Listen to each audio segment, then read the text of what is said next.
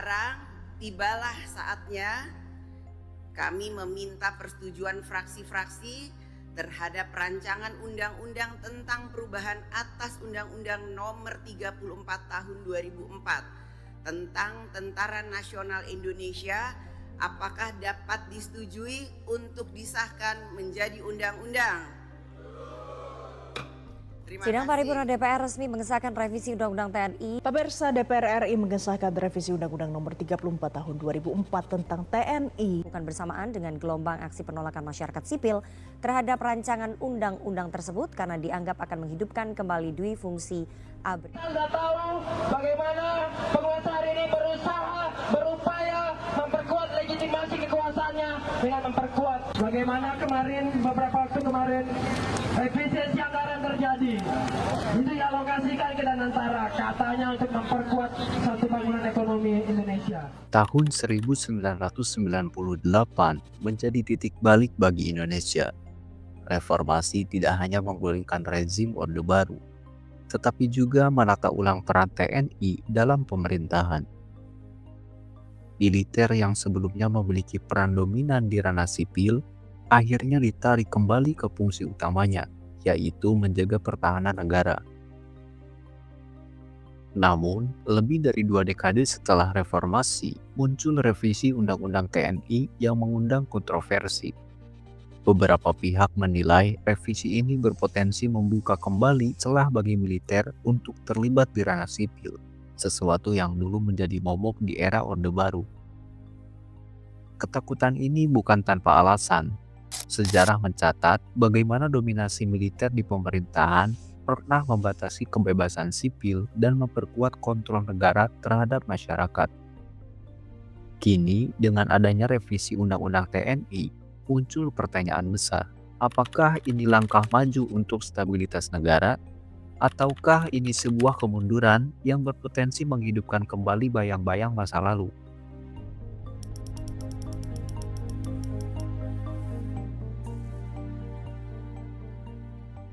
Sejarah mencatat bahwa sebelum reformasi 1998, militer memiliki peran yang sangat besar dalam kehidupan sipil di Indonesia.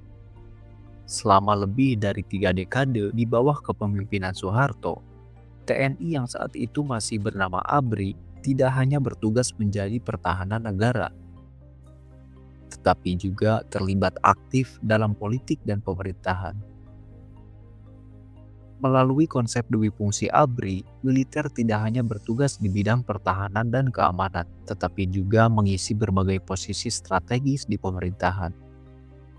Para perwira militer menduduki kursi di DPR, kementerian, hingga jabatan kepala daerah. Dengan dalih menjaga stabilitas nasional, militer memiliki kendali besar atas kebijakan negara. Namun hal ini justru membuka celah bagi lahirnya pemerintahan yang otoriter. Di masa itu, suara kritis terhadap pemerintah seringkali dibungkam. Berbagai kasus pelanggaran hak asasi manusia terjadi, mulai dari penculikan aktivis, pembantaian massal, hingga represi terhadap masyarakat yang berani melawan kebijakan rezim. Militer menjadi alat utama penguasa untuk mempertahankan kekuasaannya. Namun, gelombang reformasi 1998 mengubah segalanya. Runtuhnya Orde Baru membawa harapan baru bagi demokrasi Indonesia. Salah satu tuntutan utama reformasi adalah memisahkan militer dari ranah politik dan pemerintahan. TNI dipulangkan ke fungsi utamanya, yaitu menjaga pertahanan negara. Konsep dui fungsi ABRI dihapus dan peran militer dalam kehidupan sipil mulai dibatasi. Namun, 2 dekade setelah reformasi, kekhawatiran lama kembali muncul. Revisi Undang-Undang TNI yang baru dianggap dapat membuka kembali jalan bagi militer untuk berperan di sektor sipil.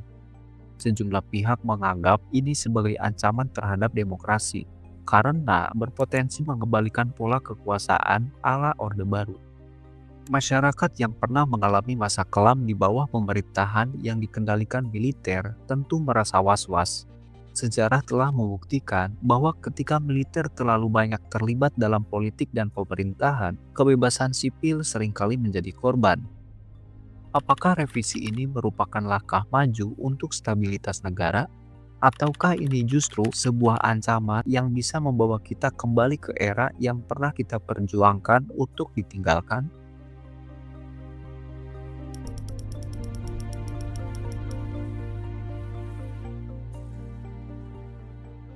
Ketika sebuah negara membuka ruang bagi militer untuk berperan di ranah sipil, konsekuensinya tidak bisa dianggap enteng. Revisi Undang-Undang TNI yang baru memunculkan kekhawatiran bahwa kebijakan ini bisa menjadi celah bagi militer untuk kembali memiliki pengaruh dalam pemerintahan sipil. Di masa reformasi, keterlibatan TNI dalam politik dan birokrasi sudah dihapuskan agar supremasi sipil tetap terjaga. Namun, dengan adanya aturan yang memungkinkan prajurit aktif menempati jabatan sipil, banyak yang mempertanyakan apakah ini merupakan langkah maju atau justru kemunduran. Di berbagai negara, ada contoh yang bisa menjadi pelajaran bagi Indonesia. Salah satunya adalah Myanmar. Negara ini memiliki sejarah panjang keterlibatan militer dalam pemerintahan. Sejak kudeta militer tahun 1962, militer Myanmar mengendalikan hampir seluruh aspek kehidupan bernegara. Bahkan setelah reformasi politik pada awal 2010-an, militer tetap memiliki porsi besar dalam pemerintahan dengan jaminan 25% kursi di parlemen. Alhasil demokrasi di negara ini tidak pernah benar-benar berjalan. Kebebasan sipil ditekan, dan ketika militer merasa posisinya terancam, mereka kembali merebut kekuasaan dengan kudeta pada 2021. Kasus Myanmar menjadi bukti bahwa keterlibatan militer dalam pemerintahan bisa menjadi presiden buruk bagi stabilitas demokrasi.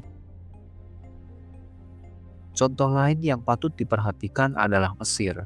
Militer Mesir telah lama menjadi pilar utama dalam pemerintahan. Setelah revolusi 2011 yang menggulingkan Hosni Mubarak, militer mengambil alih kekuasaan dan terus memegang kendali hingga kini. Dalam praktiknya, dominasi militer di pemerintahan Mesir justru menutup ruang bagi demokrasi yang sehat. Kebijakan diambil dengan pendekatan otoriter, kritik terhadap pemerintah ditekan, dan militer menikmati privilege ekonomi yang besar, menciptakan ketimpangan dalam sistem pemerintahan.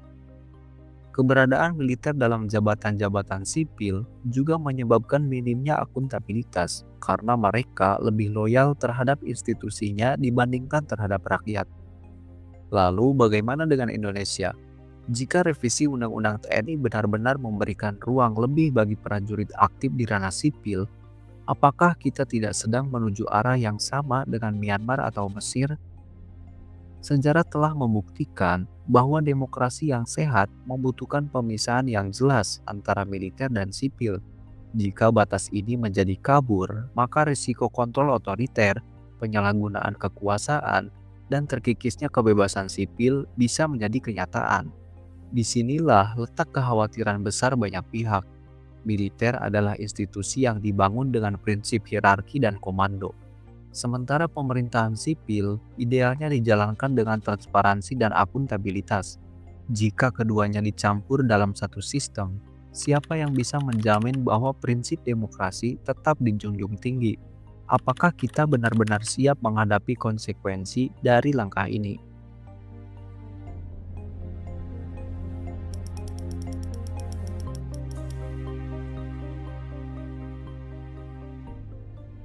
Jika kebijakan dalam revisi Undang-Undang TNI ini benar-benar diterapkan, dampaknya tidak bisa dianggap remeh. Salah satu kekhawatiran terbesar adalah kembalinya budaya militeristik dalam birokrasi sipil. Keputusan pemerintahan bisa menjadi lebih kaku dan otoritatif, mengurangi keterlibatan masyarakat sipil dalam pengambilan kebijakan. Banyak pihak menganggap kebijakan ini sebagai ancaman bagi demokrasi Indonesia. Dengan semakin besarnya ruang bagi militer di ranah sipil, akuntabilitas dan transparansi pemerintahan bisa semakin melemah. Sejarah telah menunjukkan bahwa sistem demokrasi yang sehat membutuhkan pemisahan yang jelas antara institusi militer dan sipil. Ketakutan terbesar masyarakat adalah kembali ke era di mana militer memiliki peran dominan dalam kehidupan sipil, seperti yang terjadi pada masa Orde Baru. Saat itu, kebebasan sipil dibatasi, suara kritis dibungkam, dan kekuasaan militer merasuk ke semua lini pemerintahan.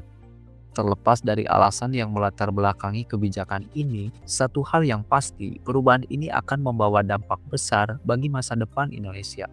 Jika tidak diawasi dengan ketat, bukan tidak mungkin reformasi yang telah diperjuangkan selama lebih dari 2 dekade akan terkikis sedikit demi sedikit. Apakah ini benar-benar era baru bagi Indonesia, atau justru langkah mundur yang membawa kita kembali ke masa lalu yang kelam?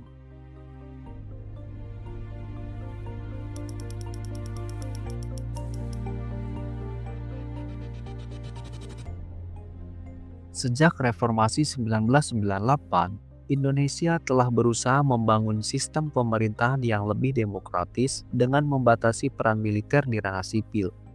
Namun, revisi Undang-Undang TNI kali ini menimbulkan pertanyaan besar. Apakah kita benar-benar bergerak maju, atau justru kembali membuka pintu bagi era yang telah kita tinggalkan? Pengalaman negara-negara lain menunjukkan bahwa keterlibatan militer dalam pemerintahan sipil bukan tanpa konsekuensi. Demokrasi bisa terancam, kebebasan sipil bisa terkikis, dan kontrol terhadap kekuasaan bisa melemah. Jika hal ini terjadi, maka bukan tidak mungkin sejarah kelam masa lalu akan terulang kembali. Lalu bagaimana menurut kalian? Apakah kebijakan ini mempertahankan prinsip reformasi yang telah diperjuangkan, atau justru menghidupkan kembali pola lama? Silahkan tulis pendapat kalian di kolom komentar. Jangan lupa like, share, dan subscribe untuk konten menarik selanjutnya.